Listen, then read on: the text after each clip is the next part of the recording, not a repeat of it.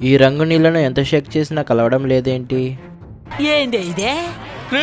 Magic లో ఉన్నారా? Magic ఏం లేదు ఫ్రెండ్స్, ఇదంతా డెన్సిటీకి వచ్చిన తిప్పలు. ఫస్ట్ మనం ఒక గాజు బాటిల్ తీసుకుని దాంట్లో టీ గ్లాస్ అంతా తేనె పోస్తున్నాం. ఇప్పుడు అదే గ్లాస్తో రంగు నీళ్ళు పోస్తున్నాం. ఇక్కడ తేనె కన్నా నీళ్ళ డెన్సిటీ తక్కువ కాబట్టి తేనె కిందే ఉండిపోయింది, నీళ్ళు మాత్రం తేనె పైకి వచ్చి కూర్చుంది. ఇప్పుడు అదే గ్లాస్లో ఆయిల్తో నింపేసి ఈ బాటిల్లో పోసేద్దాం.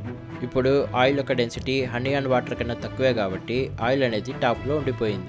ఇప్పుడు ఈ బాటిల్లోకి ఒక మేకు తీసుకొచ్చి వేసామంటే ఈ 3 లిక్విడ్ కన్నా మేకు డెన్సిటీ ఎక్కువ కాబట్టి అది డైరెక్ట్గా కిందకి వెళ్ళిపోతుంది.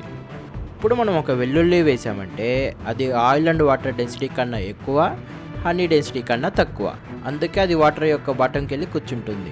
ఇప్పుడు ఈ బాటిల్ క్యాప్ అనేది ఆయిల్ డెన్సిటీ కంటే ఎక్కువ, వాటర్ డెన్సిటీ కంటే తక్కువ, అందుకే ఇది చిన్నగా వెళ్ళి ఆయిల్ యొక్క బాటంకి వెళ్ళి కూర్చుంటుంది. ఇప్పుడు కనుక మనం స్పాంజ్ చేసామంటే ఈ 3 లిక్విడ్ కన్నా స్పాంజ్ డెన్సిటీ అనేది చాలా తక్కువ కాబట్టి ఈ మూడిట్లోకి మునగకుండా పైనే ఉండిపోతుంది.